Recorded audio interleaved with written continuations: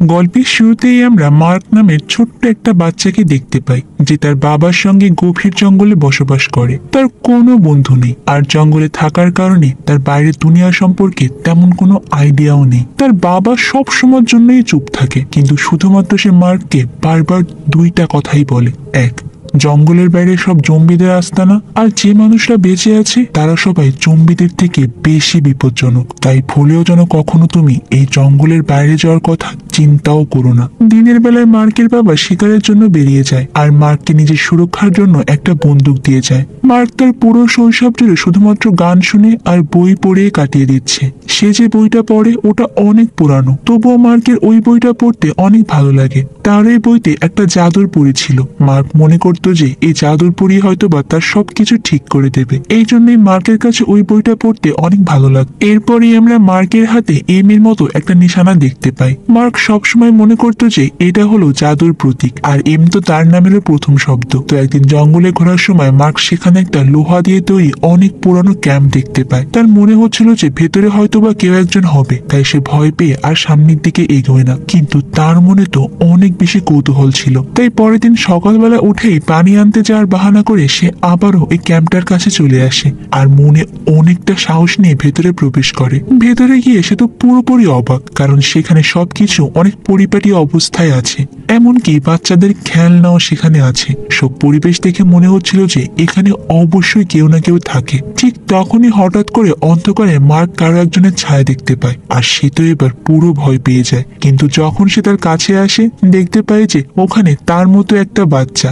আর এই বাচ্চারা তো সুন্দর মাসুম চেহারা দেখে মার্ক তার নিজের হেডফোনটাই তাকে দিয়ে দেয়। প্রথমে বাচ্চারা তো হেডফোনটা দেখে অনেক ভয় পাচ্ছিল, কিন্তু এরপর যখন সে গান শুনতে পায় তার মুখে একটা অদ্ভুত হাসি ফুটে ওঠে। তারা দুইজন খুব দ্রুত অনেক ভালো বন্ধু হয়ে যায়, আর এই ছেলেটার নাম হলো মিকি। মিকির ব্যবহারও খুব ভালো ছিল। এরপর মার্ক যখন সেখান থেকে বাড়ি ফিরে আসে, তখন মিকি তার সব থেকে প্রিয় খেলনাটা মার্ককে দিয়ে দেয়। কিন্তু বাসায় ফিরে আসার সময় মার্কের মনে হচ্ছিল যে কেউ একজন তাকে ফলো করছে। এটা ভেবে সে জঙ্গলের মধ্যে লুকানোর চেষ্টা করে, কিন্তু ঠিক সেই সময় একটা মহিলা এসে তার সামনে বন্দুক তাক করে। কিন্তু সে যখন মার্কের হাতে খেলনা দেখতে পায়, সঙ্গে সঙ্গে সে বন্দুকটা নিচে নামিয়ে সেখানে বসে পড়ে, আর মার্ককে অনেক আদর করে আর বলে যে তুমি জঙ্গলে কি করছো, যাও ঘরে ফিরে যাও। এমনকি সে মার্ককে কিছু জঙ্গলের ফলও খেতে দেয়। এরপরে মার্ক বুঝতে পারে যে এই মহিলাটা আসলে মিকির মা। আর এরপর আবার যখন মিকিকে তার মাকে সে জড়িয়ে ধরতে দেখে, তার তো অনেকটা হিংসা হচ্ছিল। এরপর সে বাসায় ফিরে আসে। তবে বাসায় ফিরে আসার পর সে মিকির কাছ থেকে যে খেলনাটা পেয়েছিল ওটা আগে লুকিয়ে ফেলে। কিন্তু সে যে কাজ করতে বাইরে গিয়েছিল, মানে পানি ভরতে, সেটাই মার্ক ভুলে যায়। এই কারণে তার বাবা তো তাকে অনেক বকে। ঠিক তখনই মার্ক তার বাবাকে গিয়ে জড়িয়ে ধরে, কিন্তু তার বাবা তাকে দূরে সরিয়ে দেয়। আর বাবার কাছ থেকে এরকম ব্যবহার পেয়ে তো মার্ক অনেক কষ্ট পায়। এরপর এভাবে বেশ কয়েকদিন মার্ক মিকির মায়ের সঙ্গে দেখা করে। আসলে মিকির মায়ের সঙ্গে দেখা করলে তার কাছ থেকে আদর খেলে মার্কের নিজের মায়ের কথা অনেক মনে পড়ে। এরপর একদিন রাতের বেলায় খাবার খাওয়ার সময় সে অনেকটা সাহস নিয়ে তার বাবাকে নিজের মায়ের কথা জিজ্ঞাসা করে। তার বাবা তার এই প্রশ্নের কোনো উত্তর দেয় না, তাই মার্কও আর ভয় পেয়ে তার বাবাকে এই ব্যাপারে কিছু জিজ্ঞাসা করে না। খাওয়া শেষ হয়ে যাবার পর ওই দিন রাতের বেলায় মার্কের বাবা হঠাৎ করে বাইরে চলে যায়। তখন মার্ক দরজার বাইরে দাঁড়িয়ে লুকিয়ে লুকিয়ে দেখে যে তার বাবা বাইরে গিয়ে একটা ভিডিও দেখছে।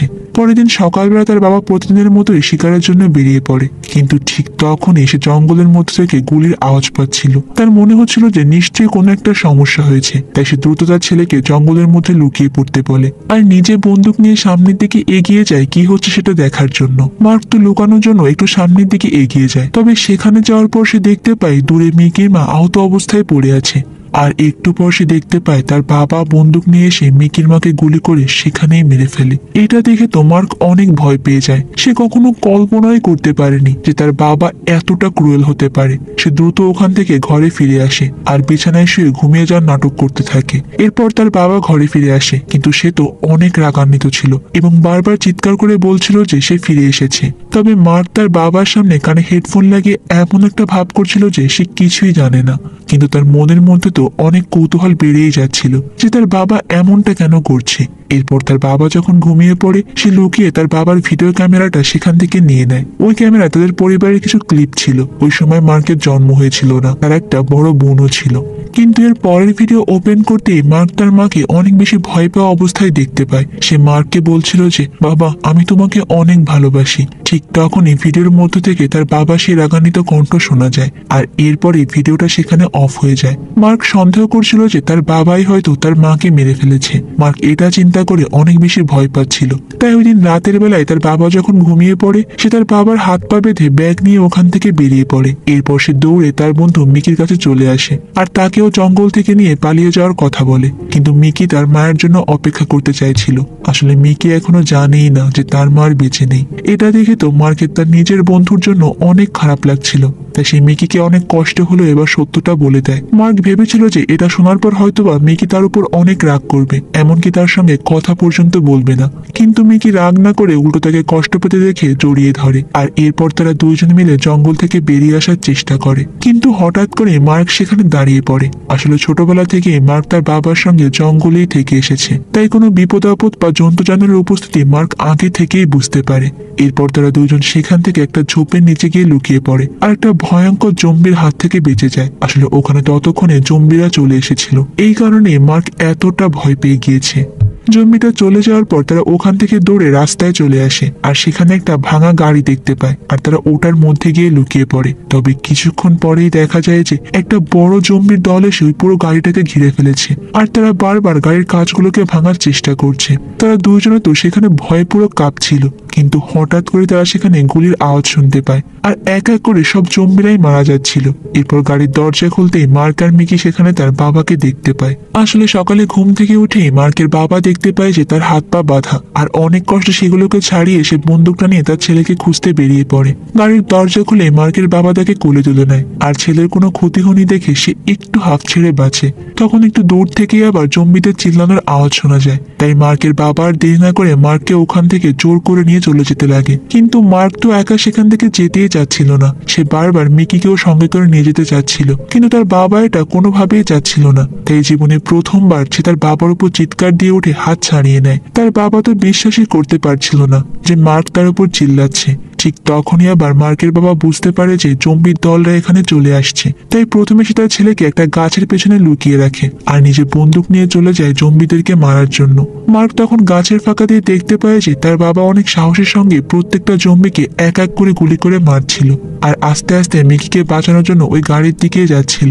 মার্ক তখন চিন্তা করে যে সে তার বাবাকে যতটা খারাপ মনে করেছিল বা নিষ্ঠুর মনে করেছিল, তার বাবা হয়তো বা অতটাও নিষ্ঠুর নয়। কিন্তু ঠিক তখনই আবার একটা জম্বি মার্কের দিকে এগিয়ে আসে, আর মার্কের সেখান থেকে পালানোর কোনো উপায়ও ছিল না। তাই সে তার হাতে থাকা ওই ছোট্ট বন্দুকটা দিয়ে সাহস করে এবার ওই জম্বিটার দিকে তাক করে। আর ঠিক তখনই তার বাবা একটা গুলির আওয়াজ শুনতে পায়। গুলির আওয়াজ শুনেই তো তার বাবা অনেক ভয় পাচ্ছিল যে তার ছেলের কিছু হয়ে গেল কিনা। তাই সে দ্রুত তার ছেলের দিকে চলে আসে, কিন্তু হঠাৎ করে আবার একটা জম্বি তার সামনে চলে আসে। মার্কের বাবা তখন ওই জম্বিটাকে মেরে দ্রুত তার ছেলের কাছে আসে আর দেখতে পায় যে তার ছেলে ভালো আছে, মানে সুরক্ষিত অবস্থায় আছে।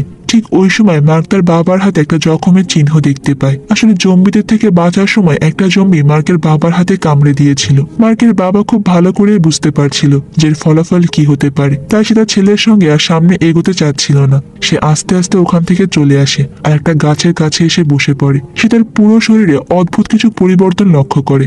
আসলে তার অনেক ভয় হচ্ছিল যে সেও খুব দ্রুত জম্বিতে পরিণত হয়ে যাবে, কারণ ওই দিন সে মিকির মায়ের হাতে জখমের চিহ্ন দেখে তাকে গুলি করে মেরে ফেলেছিল। আর না হলে একটু পরই মিকির মা জম্বি হয়ে তাদেরই ক্ষতি করত, এমনকি তার ছেলেকেও ছাড়তো না। এরপর মার্ক তার বাবার সামনে গিয়ে তার মায়ের ছবিটা বের করে আর জিজ্ঞাসা করে যে তুমি কি আমার মাকে এভাবে মেরে ফেলেছো বাবা? তার বাবা তখন বলে যে না, তোমার মা অনেক ভালো মানুষ ছিল আর আমি তোমার মাকে অনেক বেশি ভালোবাসতাম। মার্ক তখন বুঝতে পারে যে আসলেই তার বাবার মনে অনেক বেশি মায়া আছে, কিন্তু সে পরিস্থিতির শিকার হয়ে এরকম নিজেকে কঠোর বানিয়ে ফেলেছে। মার্ক আরো ভাবছিল যে তার মা হয়তোবা এখনো বেঁচে আছে, কিন্তু মার্কের বাবার তো এখন বাঁচার আর কোনো উপায় নেই, কারণ জম্বি তাকে কামড়ে দিয়েছে। আর সঙ্গে সঙ্গে ভাইরাসটাও তার পুরো শরীরে ছড়িয়ে পড়তে শুরু করে। তাই সে দ্রুত তার ছেলেকে তার থেকে পালিয়ে যাওয়ার কথা বলে, কারণ হয়তোবা আর অল্প কিছুক্ষণের মধ্যেই সে জম্বিতে পরিণত হয়ে যাবে। আর সত্যি সত্যি দেখা যায় যে একটু পর মার্কের বাবার চোখ ঘোলা হয়ে যেতে শুরু করে, মানে সেও জম্বিতে পরিণত হয়ে যাচ্ছে। এরপর মার্ক ওখান থেকে তার বন্ধু মিকিকে সঙ্গে করে নিয়ে সামনের দিকে এগোতে থাকে। আর ঠিক তখনই তারা পাহাড়ের উপর থেকে গুলির শব্দ শুনতে পায়। মার্ক বুঝতে পারছিল তার তার বাবা হয়তো বা আর বেঁচে নেই, কেউ একজন তার বাবাকে গুলি করে মেরে ফেলেছে। এরপর মার্ক আর মিকি মানে 10 বছরের ছোট্ট দুইটা বাচ্চা ওই জঙ্গলের মধ্যে একা একাই ঘুরতে থাকে, কারণ আর যাই হোক না কেন মার্কের তো তার মাকে খুঁজে বের করতে হবে। এরপর তারা সেখান থেকে হাঁটতে হাঁটতে জঙ্গল থেকে বেরিয়ে লোকালয়ের কাছে চলে আসে। সেখানে একটা রেল লাইনের কাছে তারা একটা মধ্যবয়স্ক লোককে বসে থাকতে দেখে। এরপর তার কাছে গিয়ে তারা দুজনে একটু খাবার চায়। আসলে প্রায় 2 দিন ধরে মার্ক আর মিকি কিচ্ছু না খেয়ে আছে। ওই লোকটা যখন জানতে পারে যে মার্ক তার মাকে খোঁজার জন্য এদিকে এসেছে, সে অনেক খুশি হয়ে যায়। কিন্তু আসলে সে এখান থেকে মার্ককে এখন কোনো সাহায্য করতে পারছে না, এমনকি সে তাদের সঙ্গেও যেতে পারবে না, কারণ অলরেডি ওই লোকের সমস্ত বাচ্চারা জম্বিতে পরিণত হয়ে গিয়েছে। কিন্তু সে তার ছেলে মেয়েদেরকে আর মারতে পারেনি, তাই একটা খাঁচার মধ্যেই বন্দি করে রেখে এখানে বসে বসে পাহারা দিচ্ছে। এরপর তারা সেখান থেকে কিছু খাবার খেয়ে আঙ্কেলের কাছ থেকে বিদায় নিয়ে রেল লাইন ধরে সামনের দিকে এগোতে থাকে। একটু সামনে এগোতেই তারা এখানে একটা ভাঙা ট্রেন দেখতে পায়। আর জীবনে প্রথমবারের মতো এত বড় ট্রেন দেখে তো তারা ভেতরে ঢুকে দুজনেই বেশ অবাক হয়ে যায়। তারা দুজন প্লেনের ইঞ্জিনের সঙ্গে বেশ কিছুক্ষণ খেলা করে, কিন্তু এরপর তারা একটা কামরার মধ্যে অনেকগুলো জম্বিকে বন্দি অবস্থায় দেখতে পায়। জম্বিদের দেখে তো তারা ভয় পেয়ে সামনের দিকে এগোতে থাকে। ঠিক তখনই সামনে তারা দুজন বন্দুকধারী লোকদেরকে দেখতে পায়। এরপর ওই দুজন লোক মার্ক আর মিকিকে একটা পুরোনো ফ্যাক্টরির মধ্যে নিয়ে আসে। সেখানে তাদের বস মিকি আর মার্ককে দেখে বেশ চিন্তিত হয়ে যায়। ওই লোকের মিকিকে দেখে বেশ মায়া হচ্ছিল। সে মনে করছিল যে মিকি হয়তো বা স্বর্গ থেকে আসা কোনো বাচ্চা, তাই সে মিকিকে সুরক্ষিত অবস্থায় রেখে মার্ককে বলে মেরে ফেলার জন্য। অন্যদিকে তাদের মধ্যে একটা গুন্ডা মার্কের মায়ের ছবি দেখে বেশ চিন্তিত হয়ে পড়ে। আর তখন তাদের বস ওয়াকিটকির মাধ্যমে বাকি সবাইকে জানিয়ে দেয় যে আমরা একটা মাসুম বাচ্চাকে পেয়েছি। মানে এখানে তারা মিকির কথাই বলছিল, হয়তোবা মিকিকে নিয়ে তাদের ভবিষ্যতে কোনো না কোনো প্ল্যান রয়েছে। এদিকে মার্ককে তো মারার নির্দেশ দিয়েছে, আর যাকে মার্ককে মেরে ফেলতে বলা হয়েছে মানে যে গুন্ডাটাকে, তার মার্ককে দেখে খুব মায়া হয়। আর সে চিন্তা করে যে আর একটা সুস্থ সবল বাচ্চা পৃথিবীতে বেঁচে থাকলে আমাদেরই লাভ হবে। তাই সে মার্ককে বলে যে কোনো কথা না বলে চুপচাপ এখান থেকে পালিয়ে যাও। কিন্তু মার্ক তো আসলে অনেক বুঝতার একটা বাচ্চা ছিল, সে মিকিকে না নিয়ে কোনোভাবেই এখান থেকে যাবে না। তাই মার্ক ওখানে লুকিয়ে থেকে অপেক্ষা করছিল বাকি সবাই ঘুমিয়ে যাওয়ার। এরপর সবাই যখন ঘুমিয়ে পড়ে সে লুকিয়ে লুকিয়ে মিকির কাছে চলে যায়, আর মিকিকে নিয়ে অন্ধকারের মধ্যে তারা দুইজন সেখান থেকে পালিয়ে আসে। পরের দিন সকালবেলা উঠে যখন তাদের বস দেখতে পায় যে মিকি আর মার্ক কেউ সেখানে নেই, সে তো প্রচন্ড রকম রেগে যায়, আর তার লোককে এরকম ইরেসপন্সিবল হওয়ার জন্য গুলি করে সেখানেই মেরে ফেলে। এদিকে মার্ক একটা ঘরের মধ্যে এসে কিছু পরিষ্কার জামা কাপড় পেয়ে সেগুলো পরে নেয়। আর তখন সে মিকির কাছে যাওয়ার চেষ্টা করছিল, কারণ মিকিকে সে নিচেই রেখে এসেছিল। তবে নিচে তাকাতেই মার্ক দেখতে পায় যে ওই গুন্ডাদের দল তাদের খুঁজে বেড়াচ্ছে, আর তারা অলরেডি মিকিকে খুঁজেও পেয়ে গিয়েছে, আর এখন তারা মার্ককে খুঁজছে মেরে ফেলার জন্য। কিন্তু ঠিক তখনই আমরা একটা ড্রোন দেখতে পাই, আর একের পর এক কোত্থেকে যেন গুলি চলছিল। সেখানে থাকা সব গুন্ডারা ওই গুলিতে মারা যাচ্ছিল। এটা দেখে তো মার্ক দ্রুত সেখান থেকে নিচে নামে, আর দেখতে পায় যে কিছু সৈনিক তখন বন্দুক হাতে সুরক্ষিত জায়গা থেকে বেরিয়ে আসছে। তাদেরকে দেখে মার্কও বেরিয়ে আসার চেষ্টা করে, কিন্তু মিকি তাকে ইশারা দিয়ে তখন ওখান থেকে বের হতে নিষেধ করে। কিন্তু একটা সৈনিক মার্ককে তখন লুকিয়ে থাকা অবস্থায় দেখে ফেলে, আর তার দিকে বন্দুক নিয়ে যাচ্ছিল মার্ককে মেরে ফেলার জন্য। এটা দেখতে পেয়ে তো মিকি একটা বন্দুক তুলে নেয়, আর ওই সৈনিকটা নজর অন্যদিকে ঘোরানোর চেষ্টা করে। মিকির হাতে এরকম বন্দুক দেখে তো সেখানে থাকা সৈনিকরা মিকিকে মেরে ফেলে। মানে মিকি এখানে নিজের জীবন দিয়ে তার একমাত্র বন্ধু মানে মার্কের জীবন বাঁচিয়ে দেয়। ওই সৈনিকরা ভাবছিল যে এখানে হয়তো বা আর কেউ নেই, মানে মিকি তো মারা গিয়েছে, তাই তারা তখনই ওখান থেকে চলে যাচ্ছিল। আর এরকম নিষ্ঠুর দৃশ্য মার্ক তার চোখের সামনেই দেখছিল। আর ঠিক তখনই তার বাবার বলা ওই কথাটা মার্ক খুব ভালো করেই বুঝতে পারে। ওই যে তার বাবা বলেছিল না যে কয়জন মানুষের পৃথিবীতে বেঁচে আছে তারা এখন জম্বিদের থেকে বেশি বিপজ্জনক, আর সেটারই প্রমাণ মার্ক এখন তার চোখের সামনেই পেল। এরপর সে বুঝতে পারে যে এই দুনিয়াতে কোনো পরীর অস্তিত্বই নেই। যদি কোনো পরীর অস্তিত্ব থাকতো তাহলে হয়তো বা এরকম নিষ্ঠুর ঘটনা ঘটতেই পারতো না। তাই সে রাগ করে তার ছোটবেলার সেই প্রিয় বইটা ছিঁড়ে ফেলে। আর এখন তার জীবনে শুধুমাত্র একটাই লক্ষ্য, আর সেটা হলো তার মাকে খুঁজে বের করা। এরপর মার্ক সেখান থেকে হাঁটতে হাঁটতে শহরের মধ্যে চলে আসে, কিন্তু সেখানে কোনো মানুষের নামগন্ধ পর্যন্ত নেই, শুধু আছে উঁচু উঁচু বিল্ডিং আর সব গাড়ি। এরপর সে ওখানে অনেক জম্বিদেরকেও দেখতে পায়, তাই তাদের হাত থেকে বাঁচার জন্য মার্ক একটা গাড়ির নিচে পর্যন্ত লুকিয়ে পড়ে। এরপর সে আস্তে আস্তে ওই জায়গায় পৌঁছে যায় যেখানে তার মায়ের ছবিটা তুলেছিল। মানে তার কাছে তার যে মায়ের ছবিটা আছে ওই ছবিটা ছবিটা হয়তোবা এই জায়গায় তোলা। সে মনে করছিল যে এই জায়গায় এলে হয়তোবা সে তার মাকে খুঁজে পেয়ে যাবে।